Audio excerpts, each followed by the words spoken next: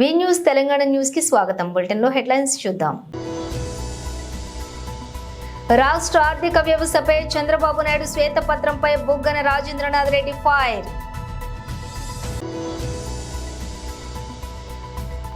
Deputy CM Shri Pawan Kalyan అసెంబ్లీలో ప్రసంగం. 2024-25 కేంద్ర బడ్జెట్ మరియు 2024-25 జేఎండ్కే యొక్క యూటీపై చర్చ. తెలంగాణ శాసనసభలో మాట్లాడుతున్న మాజీ మంత్రి ఎమ్మెల్యే శ్రీ హరీష్ రావు.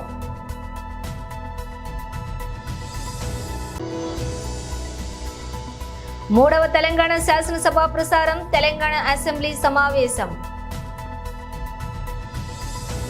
ఇక డీటెయిల్స్ చూస్తే రాష్ట్ర ఆర్థిక వ్యవస్థపై చంద్రబాబు నాయుడు శ్వేతపత్రంపై బుగ్గన రాజేంద్రనాథ్ రెడ్డి ఫైర్. మీరు విజయవంతంగా మీ పరిపాలన మొదలుపెట్టి ఈ విధంగా ముందుకు తీసుకోబోతున్నాము రాష్ట్రాన్ని ప్రగతి మార్గంలో, అభివృద్ధి మార్గంలో. అందులో ఏవైతే కొద్దిగా ఇబ్బందులు ఉన్నాయో, డెఫిషియన్సీస్ ఉన్నాయో, తక్కువలు ఉన్నాయో అవన్నీ కూడా ఈ విధంగా రిజాల్వ్ చేయబోతున్నాం. అంటే వైట్ పేపరు ఇదేందండి, వైట్ పేపర్ ఇచ్చేసి క్లీన్గా చేతులు ఎత్తేసినట్లుంది ప్రభుత్వం. ఇంత లావు డాక్యుమెంట్ కూడా అవసరం లేదు, స్ట్రెయిట్ అవే 30వ పేజీకి వెళ్ళిపోవాలి. సారాంశం అంతా 30వ పేజీలో ఉందన్నమాట. అంత ఇంతలావు డాక్యుమెంట్ కూడా అవసరం లేదు. అంటే ఇది వైట్ పేపర్ అనేది మీరు తెలుగుదేశం ప్రభుత్వము మీరు చెప్పినట్లుగా ఎంతో ఆశలతో ప్రజలందరూ కూడా మిమ్మల్ని ఎన్నుకున్న తర్వాత వాళ్ళ ఆశలన్నీ కూడా మొత్తం నీరుగార్చి నిరాశ చెందే విధంగా మీరు ఈ వైట్ పేపర్ రిలీజ్ చేయడం జరిగింది. ఇది అసలు చూసిన తర్వాత అనిపిస్తుంది, ఇది శ్వేతపత్రమా లేదా సాకుపత్రమా?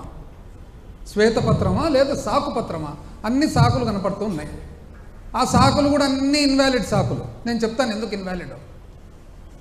అసలు సూపర్ 6 అని చెప్పి మీ సూపర్ 6 మీద ఎంతో నమ్మకంతో ప్రజలందరూ కూడా మిమ్మల్ని ఎన్నుకుంటే,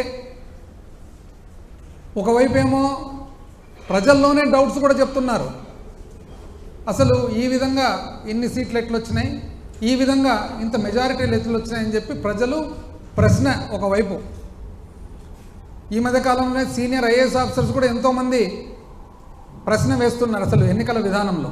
సరే, ఏది ఏమైనా కూడా సూపర్ 6 ఇప్పుడు మొదలు కాకముందే మొట్టమొదటి ఓవర్లోనే సూపర్ 6 డక్అవుట్ అయినట్లుంది. సూపర్ 6 కాస్త డక్అవుట్. అసలు ఎప్పుడు కూడా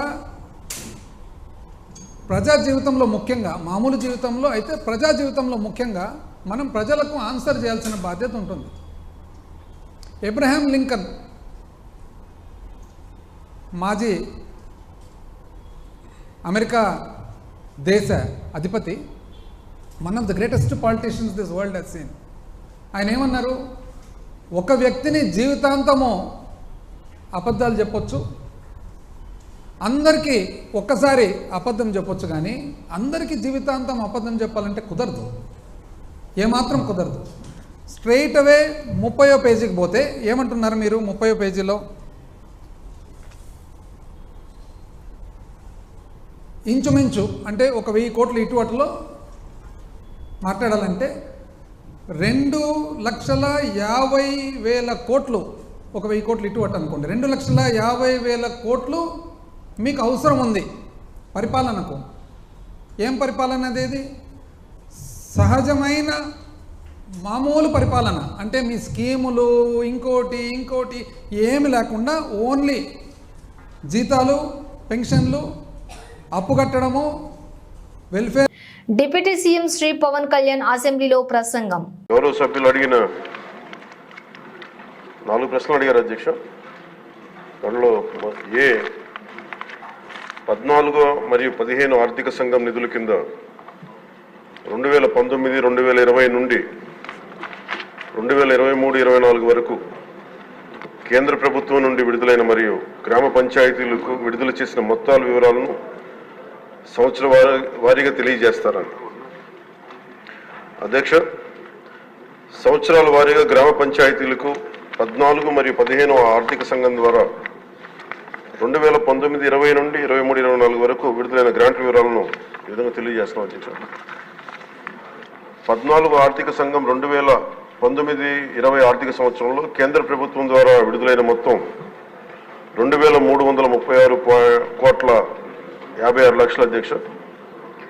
ఆంధ్రప్రదేశ్ ప్రభుత్వం ద్వారా గ్రామ పంచాయతీలకు విడుదలైన మొత్తం 2,336,56 అధ్యక్ష. మొత్తం 14వ ఆర్థిక సంఘం 5వ సంవత్సరానికి 2019-20కి 2,336,56 అధ్యక్ష. అదే ఆంధ్రప్రదేశ్ ప్రభుత్వం ద్వారా కూడా గ్రామ పంచాయతీలు విడుదలైన మొత్తం 2,336,56 అధ్యక్ష. 15వ ఆర్థిక సంఘంకి సంబంధించి 2020-21 ఆర్థిక సంవత్సరానికి కేంద్ర ప్రభుత్వం ద్వారా విడుదలైన మొత్తం 1,837,50,00,000 అధ్యక్ష. ఆంధ్రప్రదేశ్ ప్రభుత్వం ద్వారా గ్రామ పంచాయతీలు విడుదలైన మొత్తం 1,837,50,00,000 అధ్యక్ష. 2021-22కి 1,338,52,00,000 అధ్యక్ష. ఆంధ్రప్రదేశ్ ప్రభుత్వం ద్వారా గ్రామ పంచాయతీలు విడుదలైన మొత్తం 1,338,52,00,000 అధ్యక్ష. 22-23 ఆర్థిక సంవత్సరానికి 1,378,65,00,000 అధ్యక్ష కేంద్ర ప్రభుత్వం నుంచి వచ్చింది. ఆంధ్రప్రదేశ్ ప్రభుత్వం ద్వారా గ్రామ పంచాయతీలు విడుదలైన మొత్తం 1,378,65,00,000 అధ్యక్ష. 23-24 ఆర్థిక సంవత్సరానికి సంబంధించి కేంద్ర ప్రభుత్వం ద్వారా విడుదలైన మొత్తం 1,392,69,00,000 అధ్యక్ష. ఆంధ్రప్రదేశ్ ప్రభుత్వం ద్వారా గ్రామ పంచాయతీలు విడుదలైన మొత్తం 696,41,00,000 అధ్యక్ష. మొత్తం 15వ ఆర్థిక సంవత్సరానికి సంబంధించి మొత్తం 15వ ఆర్థిక సంఘం 5,947,36,00,000 విడుదల చేసింది అధ్యక్ష. ఆంధ్రప్రదేశ్ ప్రభుత్వం ద్వారా గ్రామ పంచాయతీలకి విడుదలైన మొత్తం 5,251,8,00,000 అధ్యక్ష. ఈ 14 మరియు 15 ఆర్థిక సంఘం వెరసి మొత్తం 8,283,92,00,000 విడుదల చేశారు అధ్యక్ష.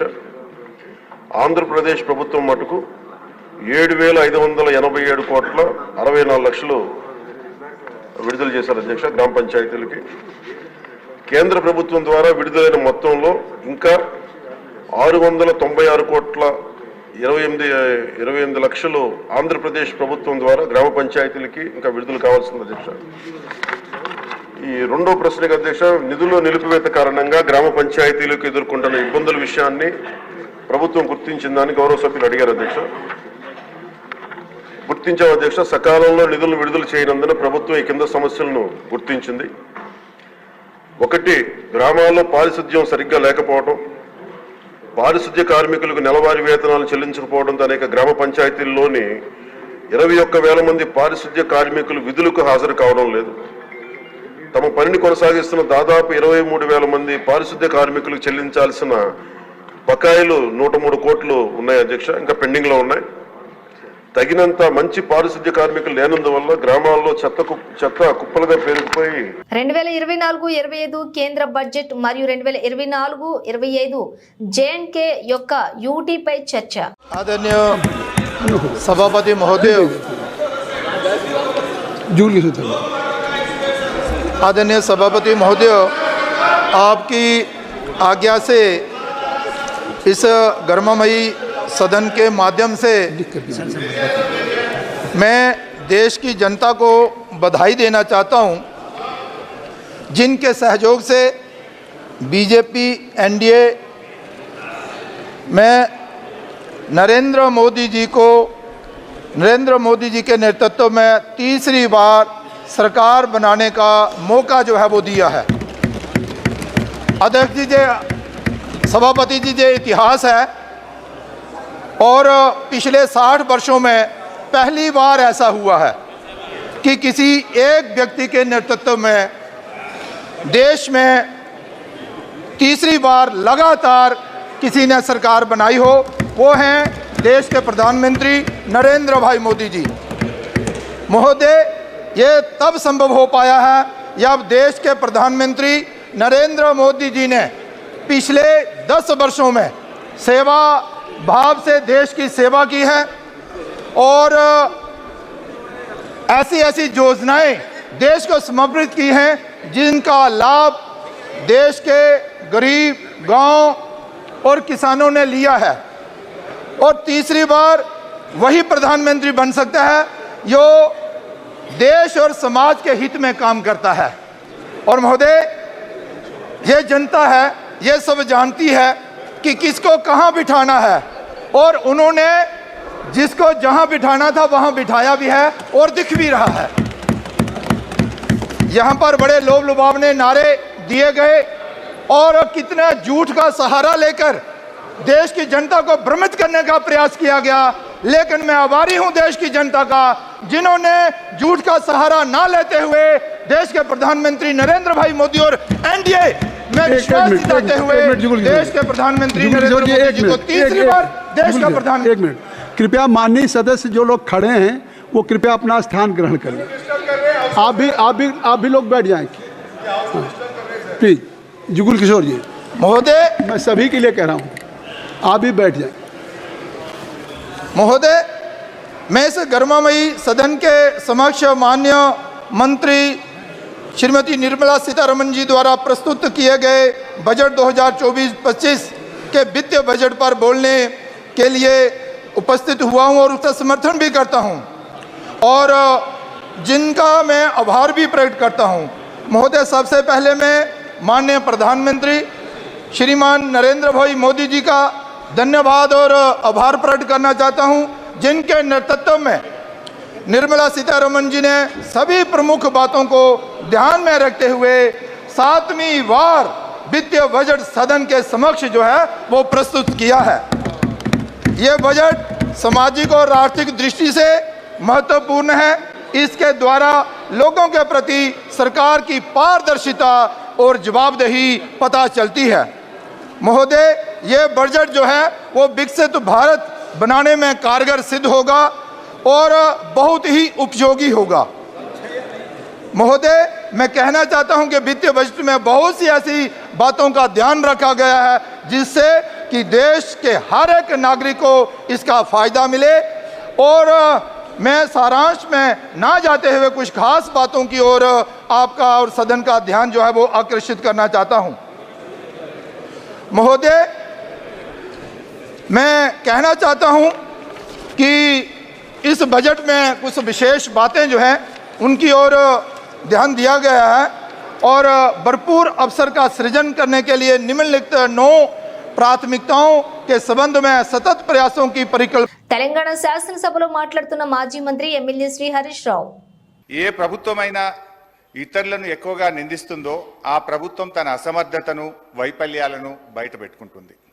కాంగ్రెస్ ప్రభుత్వం ప్రవేశపెట్టిన బడ్జెట్ గురించి వ్యాఖ్యానించడానికి ఈ మాటలు సరిగ్గా సరిపోతాయి.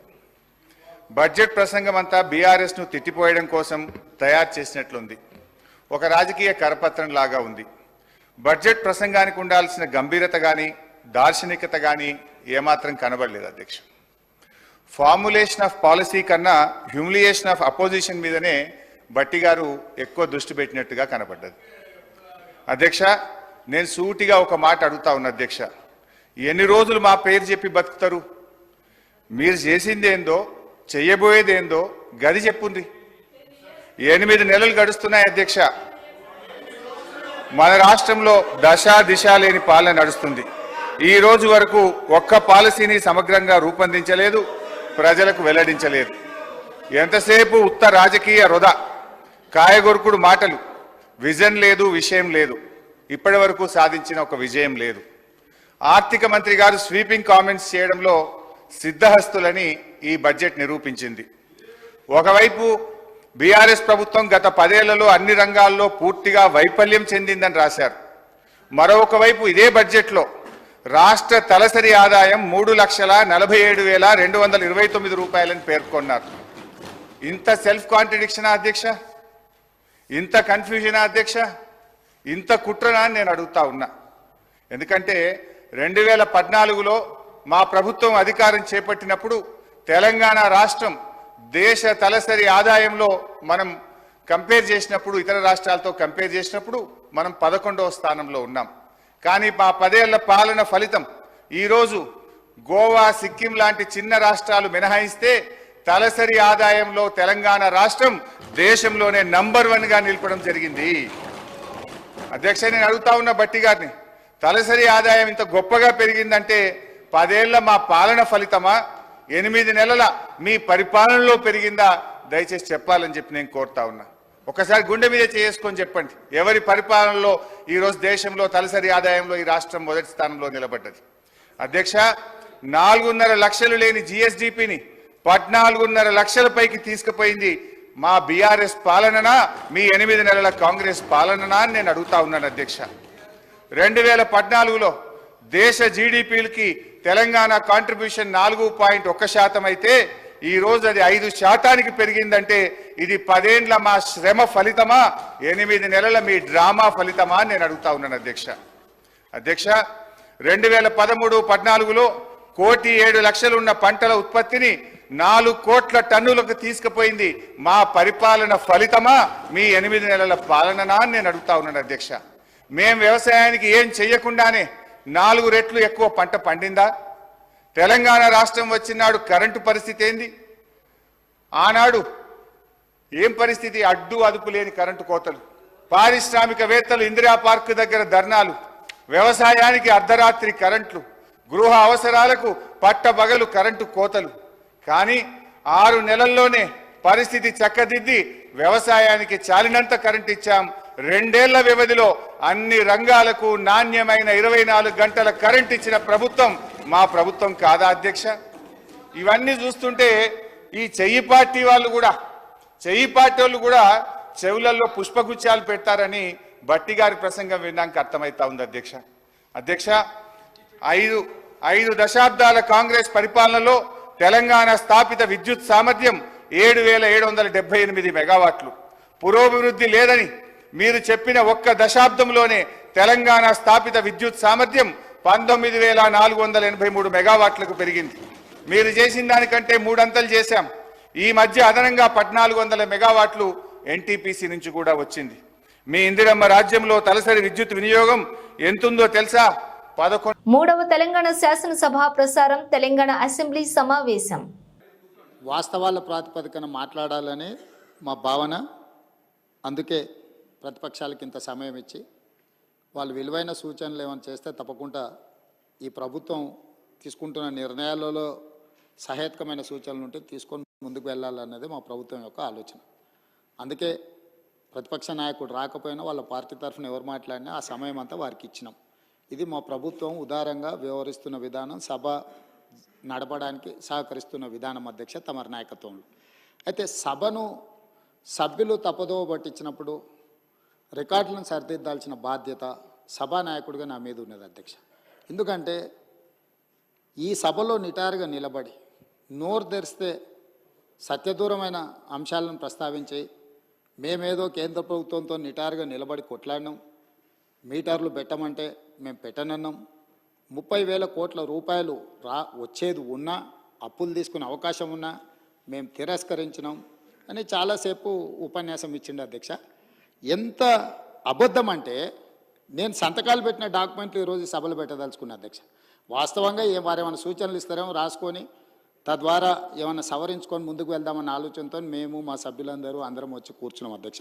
నేను ఈ డాక్యుమెంట్ మళ్ళీ చదివినిపించిన తర్వాత వారికి ఇస్తాను. నేను వారు ఒకసారి చూసుకోమన్నారు. ఎందుకనంటే గతంలో చేసిన తప్పిదాలను కప్పిపుచ్చుకోవడానికి బయట బహిరంగ వేదికలలో అబద్ధాలు మాట్లాడితే పర్వాలేదు, కానీ సభలో కూడా అబద్ధాల ప్రాతిపదికన ఇంకా బుకాయించాలని చూడడం అనేది ఏమాత్రము సమంజసం కాదు. అందుకే ఈ రికార్డులను సవరించడానికి ఈ వాస్తవాలని, ఈ ఒప్పందాలను నేను ఈరోజు సభలో పెడుతున్నా అధ్యక్ష.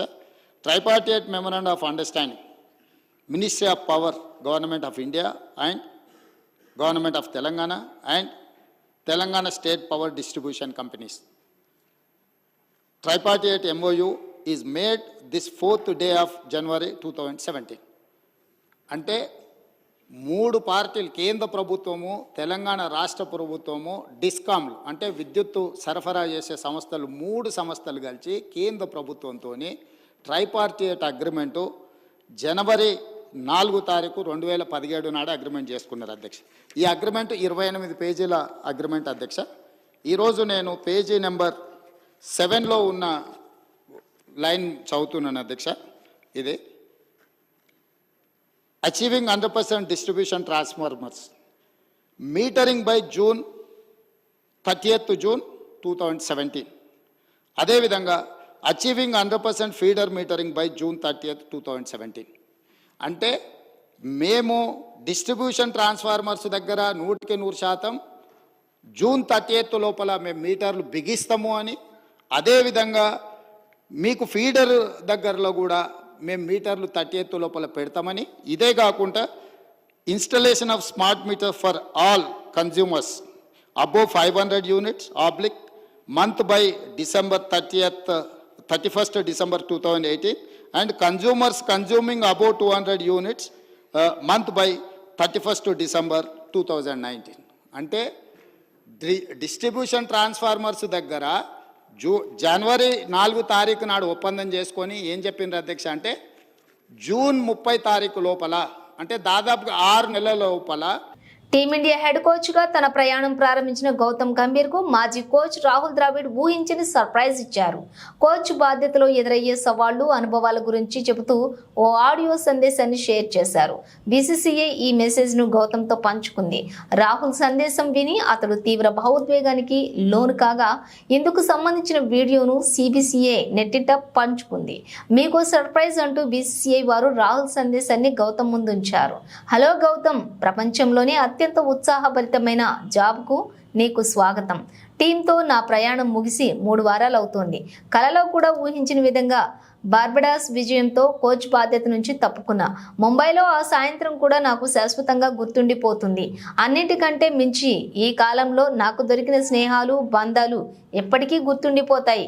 కోచ్గా బాధ్యతలు చేపట్టిన నీకు కూడా ఇవి అందాలని కోరుకుంటున్నా. అదృష్టం నీకు తోడుగా ఉండాలని ఆశిస్తున్నా.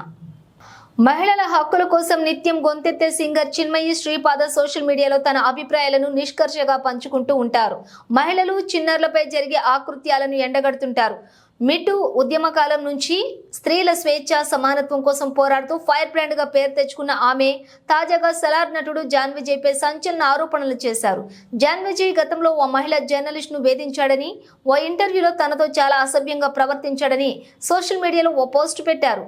పబ్లు, రెస్టారెంట్లు, ఇతర ప్రదేశాల్లో ఆడవాళ్లతో జాన్ విజయ్ అసభ్యకరంగా ప్రవర్తించాడని ఆరోపించారు. విజయ్ డిఎంకే వ్యక్తి అని, వైరముత్తు, విజయ్ ఒకే జాతికి చెందినవారని చిన్మయి ఆగ్రహం వ్యక్తం చేశారు. వీరి కంటికి మహిళలు కనిపిస్తే చాలు రెచ్చిపోతారంటూ మండిపడ్డారు. ఈ పోస్టు నెట్టింట వైరల్ గా మారటంతో జనాలు రకరకాల కామెంట్స్ తో పెద్ద ఎత్తున స్పందిస్తున్నారు. కాగా సెలార్ మూవీలో జాన్ విజయ్ రంగం రోల్లోని నటించారు. మెగాస్టార్ చిరంజీవి నటించిన వాల్తేరు వీరయ్య మూవీలో విలన్ గా మెప్పించారు. ప్రస్తుతం తమిళ, తెలుగు భాషలకు చెందిన పలు సినిమాల్లో విలన్ గా నటిస్తున్నారు. Rachakonda commissionerate Balapur police station పరిధిలోని మధ్యప్రదేశ్ రాష్ట్రానికి చెందిన హనీఫ్ షా, సిద్దిక్ షా తండ్రి కొడుకులు ఇద్దరు కలిసి నగరానికి హెరాయిన్ తెచ్చి ఇక్కడ సరఫరా చేస్తున్నారు.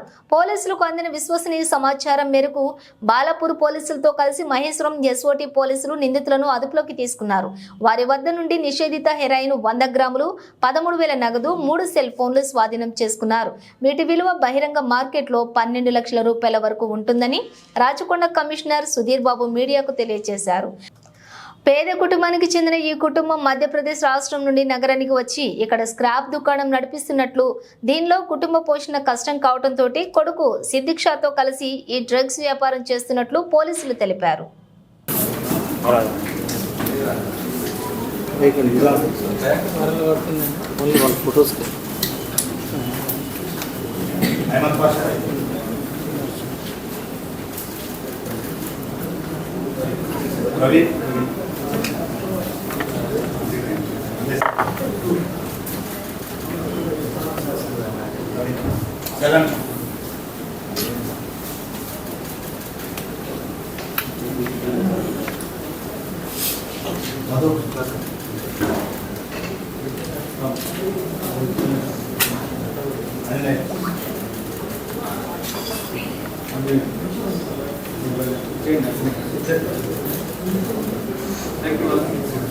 బులెటిన్ ముగించే ముందు హెడ్లైన్స్ మరోసారి.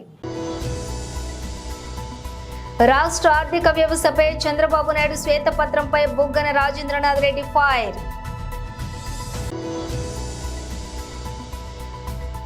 డిప్యూటీ సీఎం శ్రీ పవన్ కళ్యాణ్ అసెంబ్లీలో ప్రసంగం. 2024-25 కేంద్ర బడ్జెట్ మరియు 2024-25 జేఎండ్కే యొక్క యూటీపై చర్చ. తెలంగాణ శాసనసభలో మాట్లాడుతున్న మాజీ మంత్రి ఎమ్మెల్యే శ్రీ హరీష్ రావు.